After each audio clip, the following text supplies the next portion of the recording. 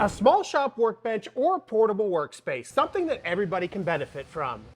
And I've never seen one that functions quite like this one, especially from a reputable brand like Pony.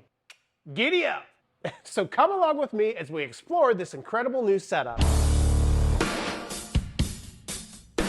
Pony, a name that goes hand in hand with the tool brand Jorgensen, and if you've had any experience with Jorgensen, you know that they're high quality. And when I was doing one of my favorite pastimes of digging way too deep on the internet, I found this workbench. And I just couldn't pass it up, as the price was right and I'm always looking for mobility in my shop. So today we're going to get this thing out of the box and see if it lives up to the Jorgensen reputation. So inside the box, you're not only going to get this workspace, but you're also going to get 2 boxes with accessories. Now, before we dig too far into this tool, we first need to talk about what it is, as this is actually a 2-in-1 item. Not only is this a portable workspace, but it can also double as a sawhorse. You know, I'm not too fond of horses. I got kicked out of 6th grade because of one. I told my teacher I helped my Uncle Jack off a horse. I'm not sure why she was so mad. I was just trying to help Uncle Jack out. So let's first dive into those 2 functionalities and see how they work. So when you get this thing out of the box, you can see it has a pretty small footprint, being about 27 inches tall, 31 inches long, as well as 5.5 inches wide, which is a great size to store it away until you need it. But let's start to put this thing together so that we can better understand how it works. First up, we need to spread the legs. Yes, sir! To do this, we'll simply pull both of the locking rubber straps off the side and spread those legs apart. And as you just saw, there's an orange shelf on the bottom that locks it into place, and we'll get into this in just a little bit. Now we can focus our attention to the legs. As you'll see on both sides, there's these orange tabs that can be depressed. By pushing in on one of these orange tabs, you can pull out the corresponding leg. And you'll do this for each leg until you hit the appropriate height for your need. Now 2 of these legs are completely blank, but the other 2 have some measurements on them. And these measurements are both an imperial and metric and allow you to easily set your tabletop height, going from 30 inches all the way up to 35. And there's D-tenths on every measurement so that you can lock it into place. And with all 4 of the legs extended, it's in this capacity that we immediately have a sawhorse. Now before we move on to converting this to a work table, I did want to show you one feature that the sawhorse has. As there's a notch on both sides of the sawhorse to hold 2x material, which could be perfect if you got another one of these to make a larger workspace. But I'm more interested in the workspace that this thing provides. Let's take a look at how we convert this to a workbench. To convert this thing, it really couldn't be easier. The first thing that we'll do is we'll grab both of the support rails on either side of the sawhorse and pull them out of their latch. With both rails now removed, we'll simply pull up on the tabletop on both sides and slide those rails underneath each wing. And you may have heard that click when I placed the rail underneath that wing, and that's because each rail is locked into place. If we look on the side of each wing, you'll see a small button that says push. It's this button that not only locks the rail in place, but also releases it once you want to fold those wings down. And by clicking both of those rails into the latches, you've instantly converted it back to a sawhorse. And if you want to collapse the whole thing, simply fold the 2 legs together and place that rubber strap and you're ready to go. Now that we understand how to build this thing and tear it down, let's take a look at that tabletop. Speaking of tabletops, I was making love to my ex on the kitchen table. We heard the front door open, so she yelled, "Quick, try the back door." I probably should have ran, but you don't get offers like that too often.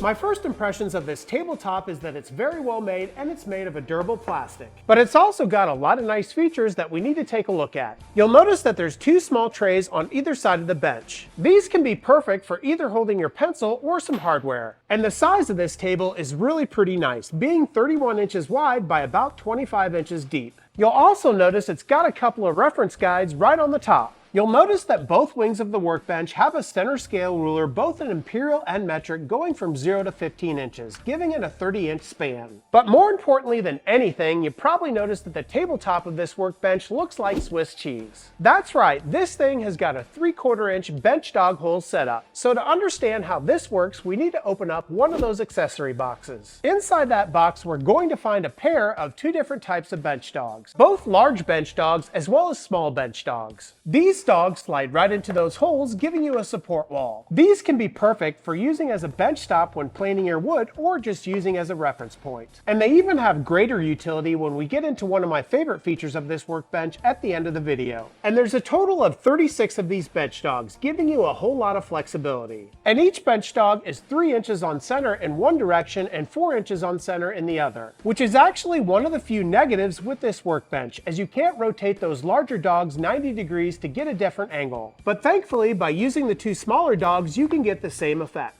And really any angle, as those smaller dogs can rotate 360 degrees. And that about covers all the basics of this tabletop for this workbench. But we haven't even scratched the surface of some of the best features of this workbench by taking a look at the rest of the accessories, which are the orange trademark clamps. You know, the color orange scares me. Last night I had a nightmare I was drowning in an ocean filled with orange soda. Turns out it was just a fantasy.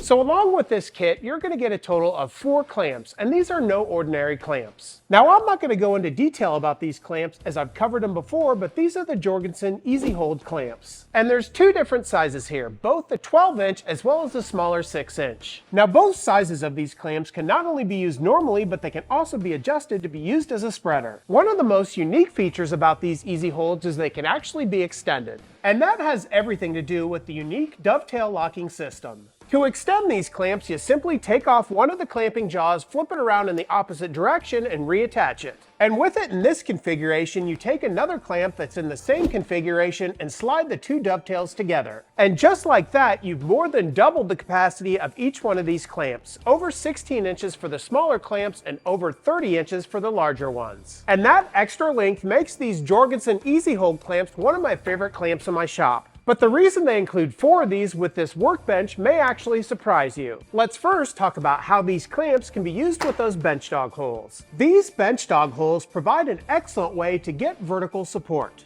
Let me show you how this works. We first need to take off one end of the clamp, and then we can slide it through any one of the 36 bench dog holes. With that clamp inserted through the tabletop of the bench, we can then reattach that clamping jaw on the bottom side of the table. And by just squeezing the trigger of that clamp, you can provide some excellent downward pressure onto that tabletop. And the nice thing about those bench dog holes is not only can they accommodate those smaller clamps, but they can also accommodate the larger ones. And you really don't lose that much capacity of the clamp when it's inserted through the table, as the larger ones still have 11.5 inches of capacity and the smaller ones 4.5 inches. So we've established we can get vertical force with this system, but what about horizontal? That's where this kit really shines. To get horizontal force with this table, we're going to use one of the 2 larger clamps. The first thing that we'll do is we'll remove one of the clamping jaws. With that jaw removed, let's head back to the table. If we look at the workspace of the table, you'll see that there's 4 notches cut out into each one of the corners of the table. Inside each one of these notches, you'll find a small hole. And if we look on the side of either one of the wings, you'll see that there's 2 pull-out tabs on either side of the push tab that holds the bar that supports the wing. Let's take a look at how those notches and those pull tabs work together with the larger clamp. The first thing that we'll do is we'll slide the bar of our clamp inside that hole that's inside the notch. With our clamp inserted into that notch on the side of the table, we'll simply pull out on that pull tab, push the clamp in just a little bit, and release the pull tab. And just like that, our clamp is locked into the side of the table. And once our clamp is locked into place, we can grab our larger bench dog and slide it into 2 of those bench dog holes. And with our bench dog in place, we can slide our workpiece right up against that wall and clamp it into place. And that clamping force is really pretty amazing. In fact, I can lift this entire workbench with the workpiece itself. And there's a wide range of capacity with it in this format. If you place the bench dog in its closest hole, you can go from 0 capacity all the way up to 3 feet with another clamp on the other side.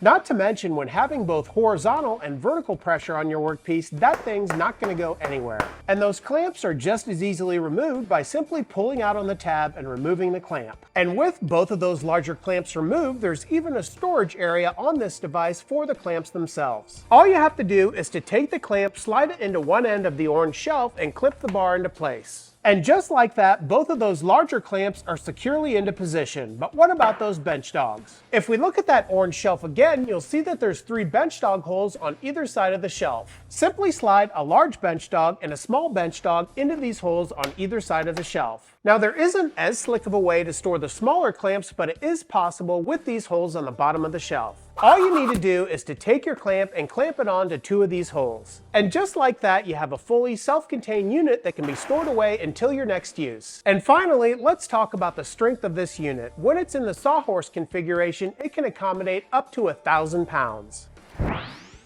And as a work table, it's pretty strong as well, being able to accommodate up to 500 pounds even on the wings themselves. So whether you have a large shop, a small shop, or something in between, I think it's definitely worth checking out this 2-in-1 workspace from Pony. Well, thank you so much to everyone for coming along with me and taking a deep dive into this unique workstation. If you haven't already, be sure to hit that subscribe button, leave a like, leave a comment, and share this video, as it truly does help. If you haven't already, be sure to check out my website, flynndoggwoodwork.com, where you can get access to all sorts of fun woodworking accessories like all the t-shirts that I wear in my videos, and I've just released some new models. And just like I do with all my videos, I'll be sure to leave links in the description below for this workstation as well as all the clamps. And if you'd like to support the channel further, check out my channel memberships, where you can get early access to all my videos as well as one member video a week. Until next time, take care as always.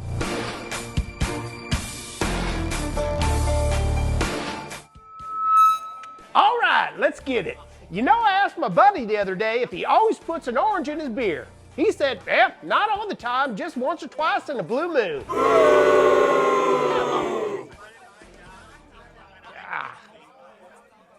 How about this one? You know, the other day I spotted an albino Dalmatian. I thought it's the least I can do.